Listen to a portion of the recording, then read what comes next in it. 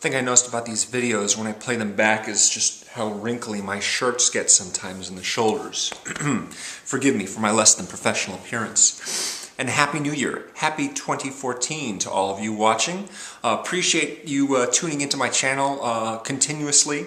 I'm glad you enjoy what I do here, and I'm hoping to have a bit more fun on YouTube this year than I did last year, in which I kind of, I don't know, got something. Anyway, I'm still working on my 1973 series, as many of you know.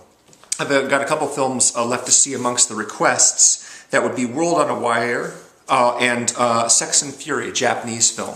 Additionally, there are a couple of requests from viewers, such as the Sean Connery film The Offense and The She-Devils of the SS. These are movies I was not able to locate, unfortunately.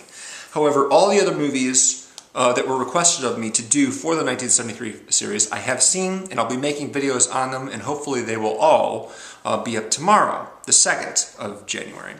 But for right now, I just wanted to talk about, of course, I have a list of 73 movies that I haven't gotten to yet beyond the request, so I'm going to be working on those in the first couple of months of this new year. So yeah, more of that to come. I'm not finished with that series just yet, although I had planned to be at the end of 2013. That's how it goes. For right now, though, I just want to talk about The Wolf of Wall Street, the latest film by Mr. Martin Scorsese. As many of you know, I did a director's series on him a couple years ago, and I've been adding to that in addition to the Fincher and Soderbergh series that I've done. I haven't done a video on Much Ado About Nothing, which is Joss Whedon's film from last year, but, you know, I suppose I'll have to get around to that eventually, I think. Anyway, Wolf of Wall Street, as you're no doubt aware, based on a nonfiction book by a guy named Jordan Balfour, who's played by Leonardo DiCaprio in his 5th appearance in a Scorsese film. DiCaprio was very interested in telling this guy's story in much the same way he also wanted to play Howard Hughes in The Aviator, so he kind of, you know, sweet-talked Scorsese into making both of these movies. And I have to say, they're not amongst my favorite Scorsese films. Not to say I didn't enjoy Wolf of Wall Street. I found a lot of it entertaining and quite funny in its outrageous way. I just didn't find it terribly enriching. As this story is being told by Jordan Balfour, he tends to, you know, really sort of revel in the excess of his life.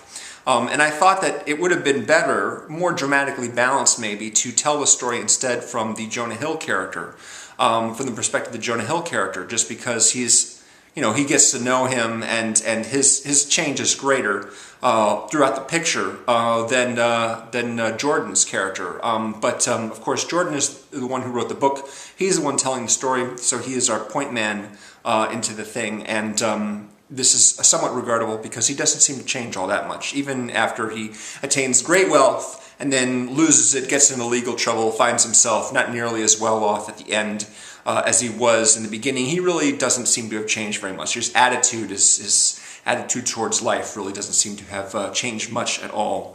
Despite all the excess, it really doesn't seem to have damaged him very much. And even the consequences, legal consequences of his actions really glossed over very, very quickly. I figured they would be more severe. I figured they spent more time on that. But I guess Scorsese wasn't one to moralize about that kind of thing. And that leads me to what I've read about how disgusted people are that this movie was even made, you know, and I sort of look at it from the same perspective as, say, the Tyler Durden character in Fight Club or the Alex DeLarge character in A Clockwork Orange. And that is, just because a filmmaker is making a movie about this guy doesn't mean that he shares the guy's attitude. He's telling a story from his perspective, and so the character's attitude infects the entire story, basically. It affects it greatly. Although I don't love this movie, I did find it entertaining, but it certainly isn't one of my favorite Scorsese films. And I would have preferred to see a little bit more with the other characters. It seems like, to me, that there was, you know, a great deal that was cut in favor of just focusing on DiCaprio's character himself. So, yeah.